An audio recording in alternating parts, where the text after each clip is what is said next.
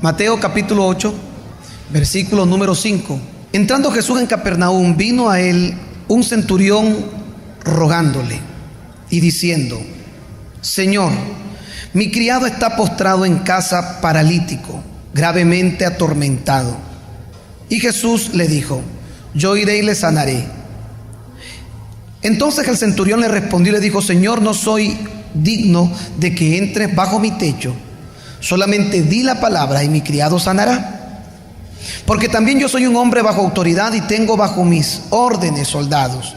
Y dijo a este: ve y va, y al otro: ven y viene, y a mi siervo: haz esto, y lo hace. Al oírlo Jesús se maravilló y dijo a los que le seguían: de cierto os digo que ni aún en Israel he hallado tanta fe. Y os digo que vendrán muchos del oriente y del occidente y se sentarán con Abraham e Isaac y Jacob en el reino de los cielos. Mas los hijos del reino serán echados a las tinieblas de afuera. Allí será el lloro y el crujir de dientes. Entonces Jesús dijo al centurión: ve, y como creíste, te sea hecho. Y su criado fue sanado en aquella misma hora. Yo quiero titular el tema de nuestro mensaje: al término de la distancia. Es fascinante cuando nosotros podemos ver en las páginas de la Escritura las historias y los relatos bíblicos que se cuentan acerca de lo que fue el ministerio que desarrolló Jesús durante sus 3 años de ministerio. 3 años que quizás hicieron por el mundo más de lo que cualquier persona jamás ha podido hacer desde la existencia de la vida humana en la tierra. Jesús durante 3 años dedicó su vida a hacer el bien a tantas personas, dedicó su vida a predicar el evangelio del reino, dedicó su vida a enseñar las verdades que estaban escondidas al corazón y a los ojos de todas las personas de su época. Sin embargo, muchas de las historias que la Biblia nos relata siguen siendo algunas de ellas fascinantes. Una de ellas, quizás para mí más importante y por demás fascinante, por usar un término adecuado, es esta del capítulo 8, del versículo 5 en adelante al versículo 13. Si usted se da cuenta, en el momento que Jesús hace este milagro, venía de predicar en el capítulo 5, 6 y 7 lo que se conoce mundialmente como el Sermón del Monte. Y hacía poco tiempo, recientemente, Jesús había llamado a algunos de los discípulos que habían de acompañarlo en su ministerio, pero aún no había seleccionado a los 12 que serían parte del trabajo que él desarrollaría durante esos 3 años sobre la tierra. Durante todo este tiempo que usted y yo podemos compartir, se va a dar cuenta que Jesús hizo cosas que jamás hombre alguno hizo. Jesús tuvo decisiones que pocas personas en el mundo han podido tomar. Jesús tuvo actitudes que poca gente pudo tener. Y todo lo que Jesús hizo, de alguna u otra forma, tenía un propósito, un sentido y una razón. Encontramos que después que Jesús termina de predicar el famoso Sermón del Monte, viene a un lugar llamado Capernaum. Capernaum era una ciudad que pertenecía a una región en Israel llamada Galilea. Pero Capernaum se había convertido en un puerto mercantil en donde venían muchos mercaderes de viaje. Y Jesús había ubicado en Capernaum un lugar muy especial en el cual él se encontraba cada vez que estaba cansado. Usted va a ver que regularmente, después que Jesús terminaba un largo viaje, después que Jesús había hecho algo muy importante, va a encontrar de forma muy regular y muy precisa que Jesús venía a este lugar, a este puerto llamado Capernaum. En Capernaum debería existir, por ser un puerto marítimo en donde había mucho comercio, debería existir para el Imperio Romano algo que sería para nosotros como especie de una alcabala. Las alcabalas contaban con ciertos capitanes romanos que se le llamaban centuriones. Eran centuriones, y el nombre quizás delata un poco por qué eran centuriones, porque eran capitanes que estaban a cargo de 100 personas, 100 soldados romanos. Los centuriones tenían como característica principal administrar ciertos sectores específicos, como eran alcabalas, aduanas en ciertos puertos. Y la Biblia nos habla de un centurión que vivía en Capernaum. Les invito a que mantenga su Biblia abierta en el capítulo 8, versículo 5 del libro de Mateo. Dice así: entrando Jesús en Capernaum, vino a él un centurión. Vamos a analizar primero quién era este centurión.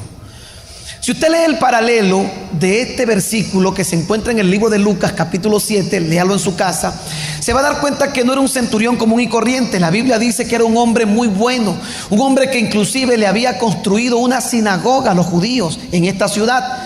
Era un hombre que, más allá de haber sido un capitán o una persona con algún título de renombre en su época, era una persona que delataba en su propio corazón un buen sentimiento y una actitud positiva. Es muy probable que usted pueda recordar la historia cuando aquella mujer vino a pedirle a Jesús que sanara a su hija, o cuando Jairo le pide a Jesús que sanara de igual forma a su hija, o cuando aquel hombre le pide a Jesús que sanara a su hijo que estaba endemoniado. Pero es extraño encontrar a un capitán de 100 soldados pedirle a Jesús que sanara a un criado que habitaba en su casa.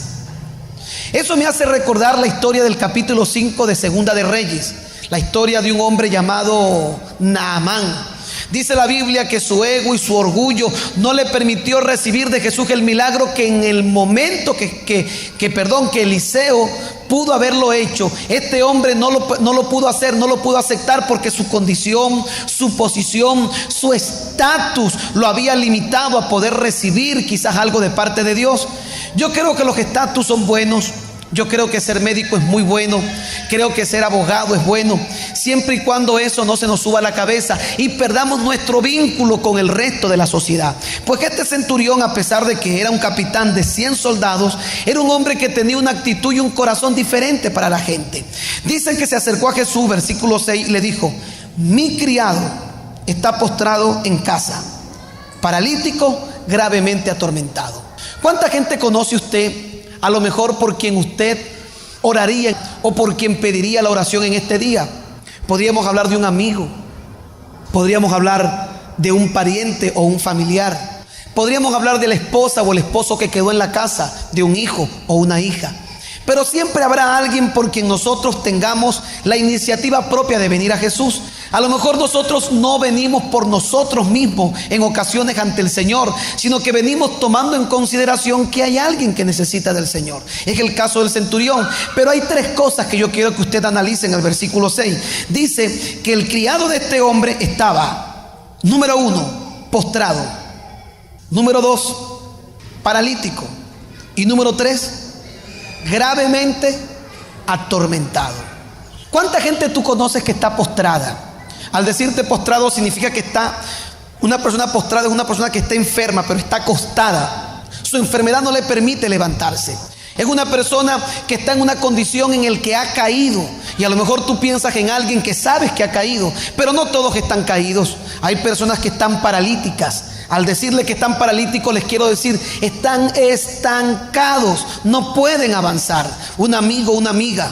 Y finalmente, gente que usted sabe que está atormentado o atormentada. Quizás por deudas, quizás por problemas, quizás por situaciones, pero siempre en el mundo habrán algunas de estas personas afectadas, o porque ha caído y está postrada, o porque está paralítica y no puede avanzar, o porque finalmente se encuentra atormentada por cualquier cosa que usted pueda imaginarse. Hay cosas que se escapan de nuestra mano, hay cosas que nosotros quisiéramos tratar de manejar y no podemos, y por más que nosotros queremos que sean de una manera, aunque hacemos todo el esfuerzo porque puedan ser así, créame que no se puede. Hay cosas que escapan de nuestra fuerza, escapan de nuestro poder. No importa cuánto hayamos estudiado, no importa cuál es el estatus de nuestra posición, el caso del centurión, no importa cuánto sepamos de la Biblia, hay cosas que finalmente escapan de nuestro poder. Cuando le digo esto, pienso y me acuerdo, ahorita me estoy acordando, de que hace unos días un hermano me estaba contando que yo estuve en la encrucijada hace poco, la encrucijada Estado Aragua, visitando una de nuestras iglesias, y un hermano me contaba de un borrachito que salió de una pollera una noche y venía con su bolsa llena de pollo, ensalada y yuca. Dio un traspié, obviamente porque estaba borracho, y se le cayó la comida al piso y brincó un perro inmediatamente a comer lo que el borrachito tenía. Y usted se puede imaginar el borrachito peleando con el perro, sacándole la cabeza, y el perro tratando, y en una de esas se le escapó al borrachito de la mano y muy molesto le grita al perro: pero come yuca, porque el perro lo único que quería comer era pollo. Pero créame que el borrachito, por más que hubiera querido hacer que el perro comiera yuca, se escapaba de su mano. No podía alterar la realidad que el perro quería comer pollo, el perro no quería yuca. Y el borrachito peleaba con el perro y le decía, pero aunque sea come yuca, le gritaba al perro. Y sabe que hay cosas en la vida que por más que nosotros quisiéramos tratar de que fueran de una forma, nosotros no la podemos cambiar. Hay familiares nuestros que están enfermos. ¿Y cómo no podríamos nosotros hacer cualquier cosa porque ellos pudieran estar sanos? Hay familiares nuestros que están en una condición de vida de tanto daño, y por más que nosotros quisiéramos que ellos entendieran el amor y el efecto de Jesús en su vida, ellos se han privado a aceptar la gracia del Señor Jesucristo. Y nosotros conocemos de alguna u otra forma en todo el mundo vasto de nuestro pensamiento personas postradas, personas caídas. En este momento pienso en gente que amo y que está caída, conoció al Señor pero está caída, está postrada. Y hoy quisiera que el Señor hiciera un milagro y los levantara, porque Dios ha venido a levantar al caído. Pero también en este momento estoy pensando en gente que conozco y está paralizada. Ha conocido la gracia de Dios, conoce el amor de Dios, pero no puede avanzar. A lo mejor porque no ha hecho lo requerido para poder crecer en la gracia, no ha tomado las decisiones correctas para poder acercarse a Dios. Y uno dice en su corazón, ¿cómo quisiera que esta persona estuviera cerca del Señor? Y cómo quisiera que esa persona avanzara al paso que tiene que avanzar.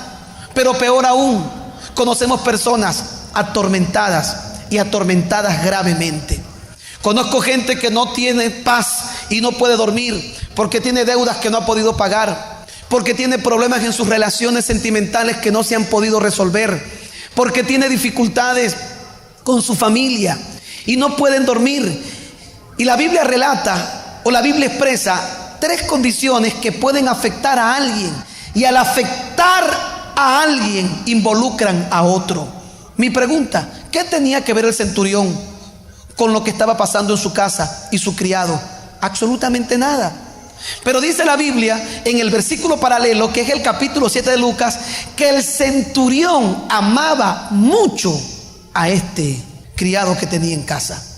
Es decir, lo que nos lleva a nosotros a poder considerar la necesidad de alguien que está postrado, o que está paralítico, o que está atormentado, es el vínculo sentimental con el cual podríamos ligarnos a esa persona. Y usted quizás está pensando en este momento y está diciendo, yo conozco a alguien. Pero seguramente no estás pensando en alguien que no es parte de tu vida o que no está cerca de ti. Estás pensando en alguien que amas. ¿Cuántos de ustedes conocen a alguien postrado, alguien caído? ¿Cuántos conocen a alguien paralítico? No puede avanzar, estancado en su estilo de vida. ¿Y cuántos de ustedes conocen a alguien atormentado? Atormentado. De alguna u otra forma conocemos personas. Y siempre y cuando esa persona esté cerca de nuestro corazón, nos sentimos impelidos por las circunstancias a tratar de esperar de Dios un milagro para que Dios pueda actuar y pueda bendecir. Y yo he venido desde anoche pensando, pidiéndole a Dios que hoy nosotros podamos presenciar un milagro de Dios para esta gente que tanto amamos. Que Dios hoy pueda hacer algo especial en el corazón y en la vida de estas personas. A lo mejor estamos pensando en un matrimonio que está al borde del divorcio, o a lo mejor estamos pensando en un hijo que está en un problema de drogadicción, o a lo mejor estamos pensando en un padre o en una madre que está en una condición de vida desaprobada por Dios. Alguien que hoy está en nuestro corazón y no está aquí necesita de Jesús. Y este hombre no le dijo a Jesús, Señor, te lo traigo para que tú lo hagas, porque a veces no podemos traer a esa persona a Jesús. Usted diría, y usted quizás piensa, ¿cómo le he pedido a Dios y cómo le he pedido a esa persona que me acompañe a la iglesia? O que venga conmigo, o que sea parte de mi devocional con Dios, y esa persona ha rechazado por muchas razones. A lo mejor porque está caída o postrada, a lo mejor porque está paralítica, a lo mejor porque está atormentada, y su sentido de la perspectiva y la objetividad no le permiten buscar la solución adecuada a su problema. Pero ¿sabe algo? Esa persona no necesita estar aquí para que el Señor lo toque, para que el Señor lo alcance, porque hoy nosotros creemos que al término de la distancia, el Señor los puede tocar, el Señor los puede sanar y el Señor les puede devolver la bendición que ellos tanto necesitan y que tanto han buscado. ¿Cuántos lo creen? ¿Cuántos creen que hoy Dios puede hacer algo al término de la distancia? ¿Cuántos creen que el Señor hoy sigue haciendo milagros? ¿Sabe cuál es el gran problema? El día que pensamos que ya el Señor no hace milagros. El día que creemos que ya Dios no puede hacer nada. El día que nosotros decimos: Señor, todos los recursos se han agotado, se ha hecho todo lo humanamente posible y jamás ha habido respuesta. Pero ¿sabe algo? Dios es especialista en los últimos recursos.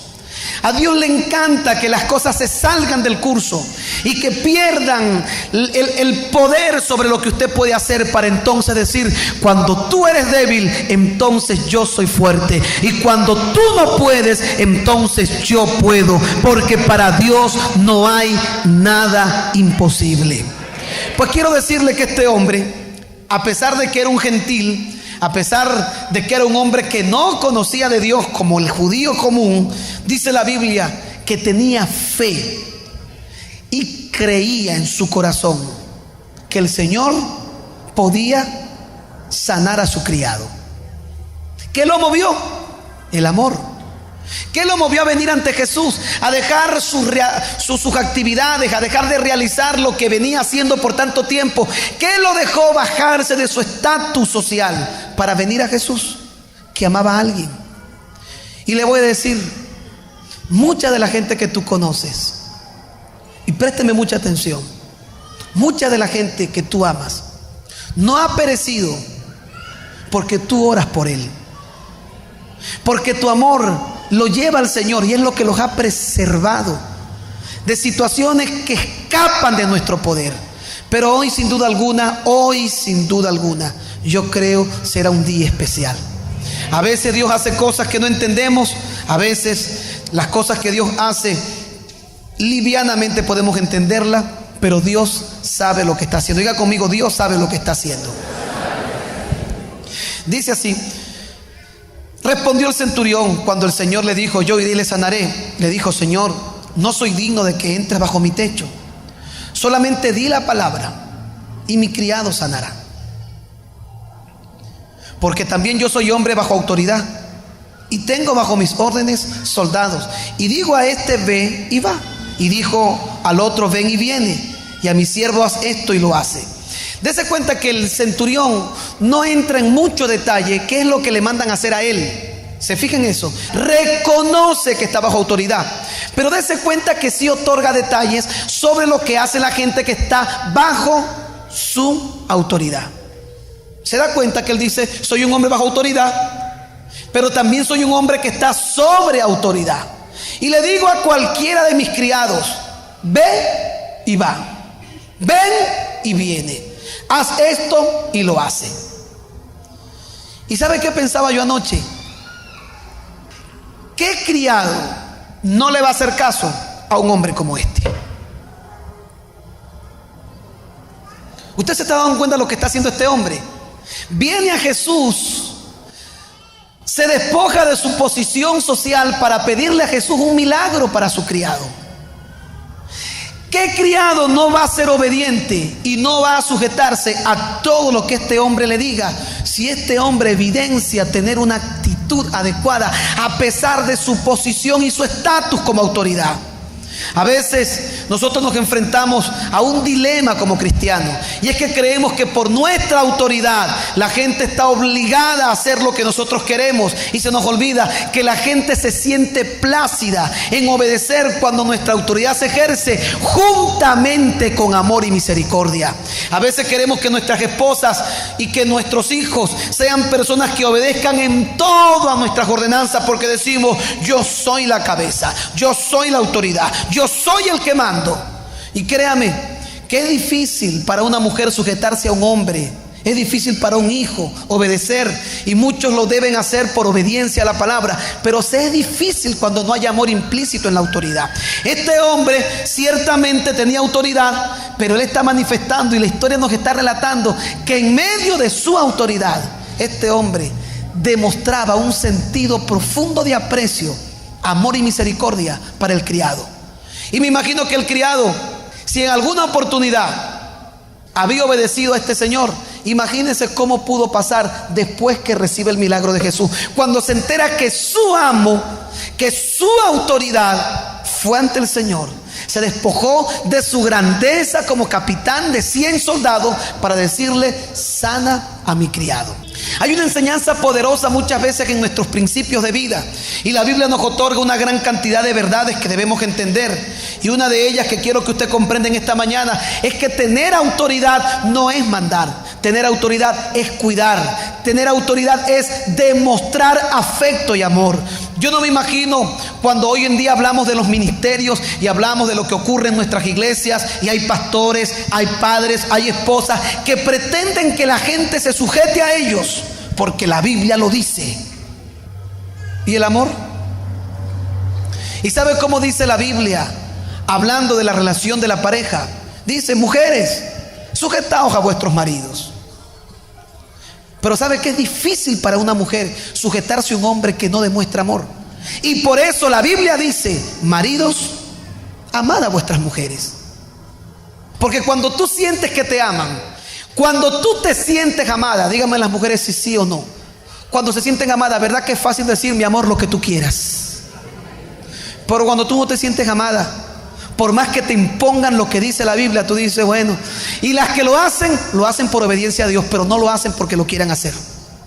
Bueno, ¿qué voy a hacer? La Biblia lo dice. Pero yo conozco un par de mujeres que dicen, aunque la Biblia no lo diga: me sujeto con gusto a mi marido porque ese hombre me ama.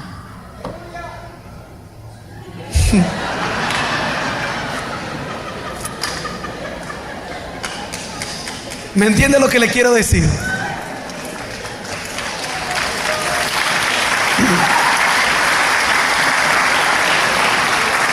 Ahora vea lo que dice el verso 9.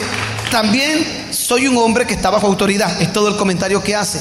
Y tengo bajo mis órdenes soldados. Esos soldados son felices. Créanme que estos soldados eran felices de servir a este centurión. Mire lo que está haciendo el centurión. Dígame si usted no sería feliz de tener un amo como este. Alguien que va a buscar su ayuda, alguien que demuestra interés por él. Al oírlo, Jesús se maravilló. Lo que Jesús le impactó fue esto, y yo lo vengo comentando hace poco tiempo, ¿no? Pero lo que me llama la atención de Jesús en este pasaje bíblico es que Jesús era un hombre que estaba acostumbrado a ver y a hacer milagros. Hacía poco había limpiado un leproso. Si lee unos versículos anteriores, había hecho un milagro a una persona que tenía una enfermedad de lepra. Venía del monte de los Olivos, del monte de predicar el famoso sermón de la montaña. Jesús era un hombre que difícilmente podía sentirse impactado por algo que ocurriera, porque para Jesús era normal ver a un muerto resucitar.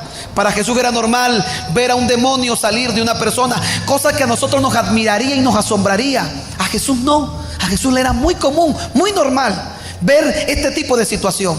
Pero sin embargo, es la única vez en la Biblia, la única vez en el que Jesús se siente admirado por algo y por alguien. Cuando este hombre le dice: Señor, no necesitas ir a mi casa, porque yo soy un hombre que está acostumbrado a estar bajo autoridad, y cualquier orden que me dan yo la acato. Pero también soy un hombre que tengo autoridad, y cualquier orden que le puedo dar a alguien, la gente la acata.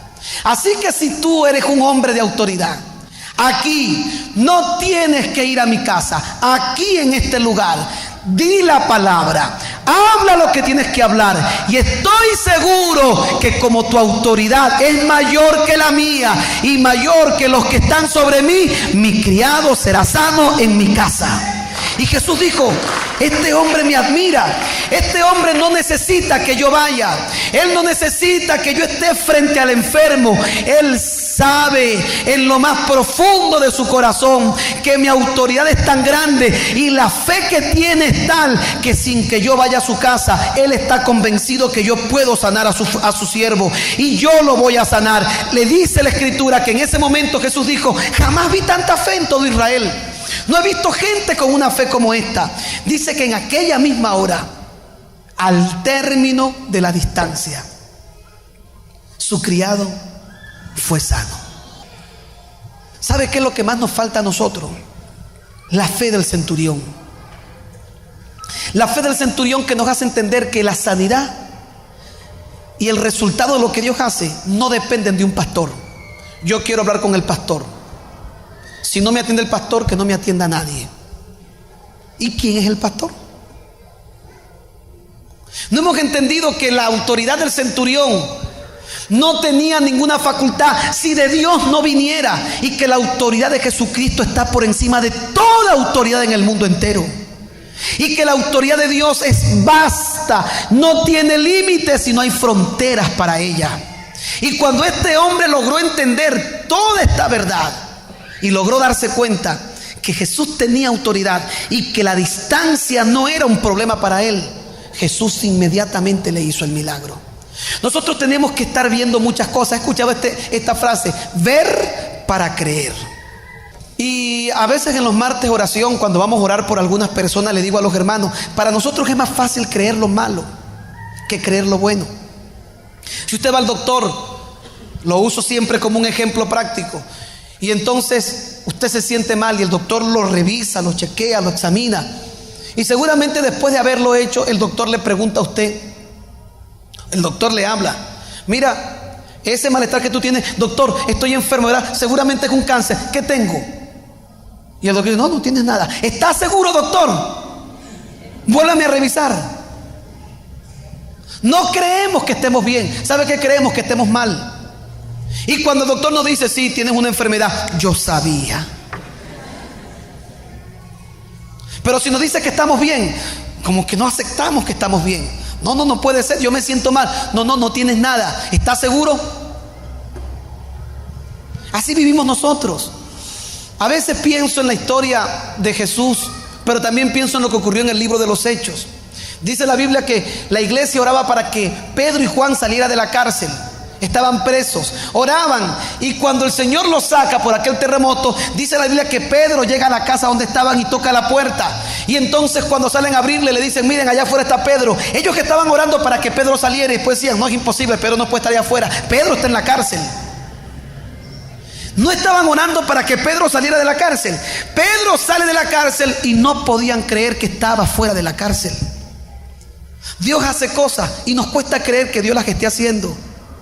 Este hombre no necesitaba tener ningún estímulo para saber que Dios podía hacerlo. Él dijo: di la palabra aquí y mi criado sanará allá. Hoy vamos a hacer una oración diferente a todas nuestras oraciones. Hoy vamos a hacer una oración por alguien que amamos, o por algunas personas que amamos. Pero yo creo que con decir la palabra desde este lugar, hoy Dios va a hacer cosas maravillosas al término de la distancia. No importa en qué lugar del mundo se encuentra la persona en la que tú estás pensando, Dios puede impactar su vida y puede tocarlas ahora y en este mismo momento. Lo único que puede impedir que eso ocurra es tu fe. Porque Dios, nuestro Dios, es el mismo ayer, hoy y por los siglos de los siglos. Los milagros sí existen. Jesucristo sigue haciendo milagros. El tiempo no ha debilitado su poder. Él tiene la misma capacidad de acción de hace 2000 años, la tiene hoy en día. Y así como pudo sanar al siervo de centurión sin ir a su casa, Dios puede hacer un milagro en la vida de esa gente que tú amas sin que ella esté presente. Hoy vamos a orar por ti, vamos a orar por ellos, y hoy vamos a hacer diferente, porque estoy convencido que allí donde tú estás, Dios también te puede sanar. Dios está aquí, está en todo lugar. Su presencia llena toda la tierra, y cuando nuestra fe se activa, activamos inmediatamente el poder glorioso de Cristo Jesús, que puede sanar enfermos, que puede resucitar muertos, que puede convertir al pecador más pecador, que puede llegar a lo más lejos del universo, porque su presencia y su gloria llenan toda la tierra. Jesucristo es el mismo ayer, hoy y por todos los siglos de los siglos. Y ese Cristo del relato bíblico está aquí con nosotros al término de la distancia. ¿Cuántos lo creen en este día? ¿Cuántos tienen a alguien por quien orar hoy al término de la distancia? Usted dirá: por quien yo quiero orar está del otro lado del mundo. No importa. Si tú crees que Dios puede llegar ahorita donde está, va a llegar. Quiero orar por alguien, no está enfermo, pero no quiere nada con Dios. No importa. Hoy, al término de la distancia, a algunos les va a pasar cosas interesantes como esta. Llegarán a su casa y todo pareciera que está normal, pero Dios hoy, con tu fe, va a comenzar a trabajar en esa persona. A otros le ocurrirá diferente. Al llegar a su casa, conseguirán que lo que pidieron aquí, lo conseguirán hecho en su hogar. Pasarán cosas diferentes, porque Dios obra de forma diferente con cada quien. En algunos casos, no verán la respuesta que esperaban, pero siempre Dios va a obrar de la forma que Él debe obrar, porque Él es Dios y nosotros somos los hombres. Pero hoy podemos conseguir indulgencia, bendición y misericordia de Dios. Diga conmigo: al término de la distancia.